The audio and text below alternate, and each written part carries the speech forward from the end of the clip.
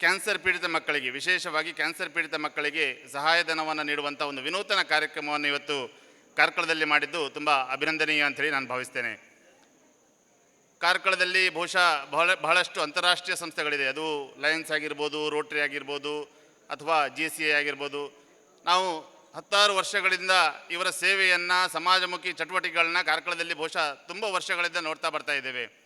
ಆದರೆ ಇಂತಹ ಒಂದು ಸಣ್ಣ ಮಕ್ಕಳಿಗೆ ಇತ್ತೀಚಿನ ದಿನಗಳಲ್ಲಿ ನಾವೆಲ್ಲರೂ ಕೂಡ ನೋಡ್ತಾ ಇದ್ದೇವೆ. ಅದು ನಮ್ಮ ಆಹಾರ ಪದ್ಧತಿ ಇರ್ಬೋದು, ಅಥವಾ ಬದುಕಿನ ಶೈಲಿ ಇರ್ಬೋದು, ಬೇರೆ ಬೇರೆ ಕಾರಣಗಳಿಂದ ಬಹುಶಃ ತುಂಬ ಜನರಲ್ಲಿ ಕ್ಯಾನ್ಸರ್ಗಳ ಪೀಡಿತರಾಗಿರುವಂಥದ್ದು ನಾವು ತುಂಬ ನೋಡ್ತಾ ಇದ್ದೇವೆ.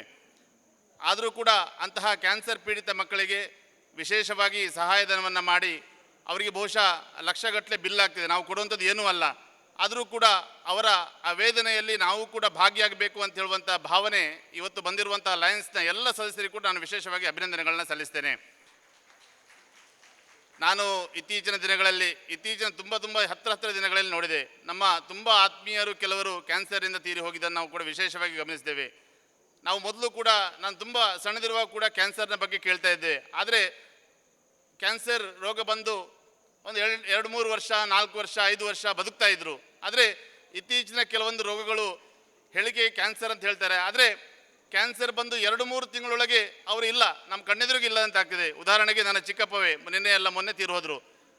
ಫೆಬ್ರವರಿಯಲ್ಲಿ ಅವ್ರಿಗೆ ಕ್ಯಾನ್ಸರ್ ಅಂತ ಗೊತ್ತಾಯಿತು.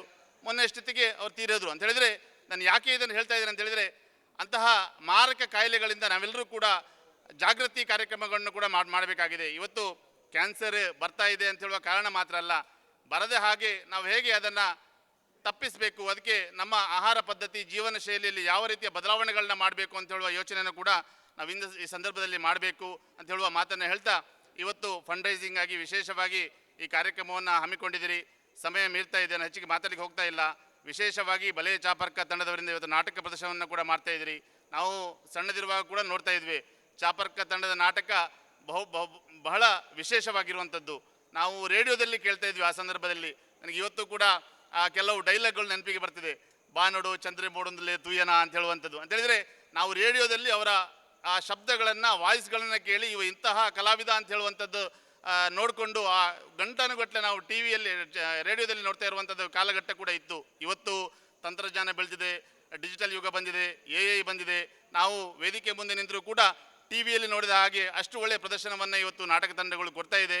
ನಮ್ಮ ಸ್ಥಳೀಯ ಕಾರ್ಕಳದ ಕಲಾವಿದರು ಕೂಡ, ತುಂಬ ಕಲಾವಿದರು ಕೂಡ ಅದರಲ್ಲಿ ಇದ್ದಾರೆ.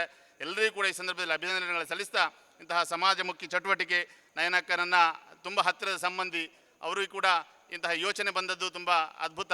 ಇಂತಹ ಕಾರ್ಯಕ್ರಮಗಳು, ಸಮಾಜಮುಖಿ ಚಟುವಟಿಕೆಗಳು ಇನ್ನಷ್ಟು ಆಗಲಿ. ನಾನು ಇತ್ತೀಚಿನ ಯುವ ಸಮಾಜ ಬಹುಶಃ ಇವತ್ತು ಕೂಡ ಎಲ್ಲ ಸಂಘ ಸಂಸ್ಥೆಗಳಲ್ಲಿ ನಾವು ಓವರಲ್ ಆಗಿ ನೋಡಿದರೆ ಯಾರಿದ್ದಾರೆ ಅಂತ ಕೇಳಿದರೆ ಒಂದು 80-90ರ ದಶಕದ ಯುವಕರು ಇರ್ತಾರೆ.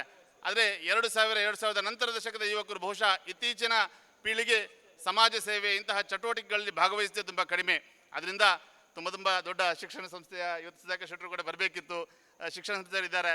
ಅವರು ತುಂಬ ರಾಷ್ಟ್ರೀಯತೆ ವಿಚಾರದಲ್ಲಿ ಅಥವಾ ಸಮಾಜಮುಖಿ ಚಟುವಟಿಕೆ ವಿಚಾರದಲ್ಲಿ ತುಂಬ ಹೇಳ್ತಾರೆ. ಆದರೂ ಕೂಡ ಪೋಷಕರು ಇವರೊಂದಿಗೆ ಕೂಡ ಕೈ ಜೋಡಿಸಿಕೊಂಡು ನಮ್ಮ ಮಕ್ಕಳಿಗೆ ಕೇವಲ ವಿದ್ಯಾಭ್ಯಾಸ ಮಾತ್ರ ಅಲ್ಲದೆ ಮುಂದಿನ ಎಲ್ಲ ಇಂತಹ ಸಮಾಜದ ಸವಾಲುಗಳನ್ನು ಮೆಟ್ಟಿ ನಿಲ್ಲುವಂತಹ ಧೈರ್ಯ ಮಾಡುವಂತಹ ಕೆಲಸವನ್ನು ಹೇಳಿಕೊಡಬೇಕು. ಮುಂದಿನ ಪೀಳಿಗೆಯನ್ನು, ಸಮಾಜವನ್ನು ತಿದ್ದುವ ಕೆಲಸವನ್ನು ನಾವೆಲ್ಲರೂ ಕೂಡ ಒಟ್ಟಾಗಿ ಸೇರಬೇಕು. ಕೇವಲ ಸಂಘ ಸಂಸ್ಥೆಗಳ ಜವಾಬ್ದಾರಿ ಮಾತ್ರ ಅಲ್ಲ, ಶಿಕ್ಷಕರ ಜವಾಬ್ದಾರಿ ಎಷ್ಟಿರ್ತದೋ ಅಷ್ಟೇ ಪೋಷಕರ ಜವಾಬ್ದಾರಿ ಕೂಡ ಇರ್ತದೆ. ಅದರಿಂದ ನಾವೆಲ್ಲರೂ ಕೂಡ ಈ ಮುಖಾಂತರ ಕೆಲಸವನ್ನು ಮಾಡುವ ಅಂತ ಹೇಳುವ ಮಾತನ್ನು ಹೇಳಿ, ನಾನು ನಿನ್ನೆ ಪೇಪರಲ್ಲಿ ನೋಡಿದೆ, ಮಂಗಳೂರಿನ ಸಂತೋಷ್ ಕುಮಾರ್ ರೈ ಬೋಳಿಯಾರ್ ಅಂಥೇಳಿ ನಮ್ಮ BJPಯ ಕಾರ್ಯಕರ್ತರು, ಅವರಿಗೂ ಕೂಡ ಕರೋಳನೆ ಕ್ಯಾನ್ಸರ್ ಬಂದಿತ್ತು. ಅವರಿಗೆ ಕೂಡ 4 ತಿಂಗಳ ಹಿಂದೆ ಅವರಿಗೆ ಕರೋಳನೆ ಕ್ಯಾನ್ಸರ್ ಇದೆ ಅಂತ ಗೊತ್ತಾಯಿತು. ಆದರೆ ಅವರಿಗೆ ಕೂಡ ಒಂದು ಸನ್ಮಾನ್ಯ ನರೇಂದ್ರ ಮೋದಿ ಅವರ ಹೆಸರಿನಲ್ಲಿ ನಾನು ಒಂದು 10 ಮೋದಿ ಕುಟೀರವನ್ನು ಕಟ್ಟಿಕೊಡಬೇಕು ಅಂತ ಯೋಚನೆಯನ್ನು ಮಾಡಿಕೊಂಡು 10 ಮನೆ ನಿರ್ಮಾಣ ಮಾಡ್ತಾ ಇದ್ದಾರೆ.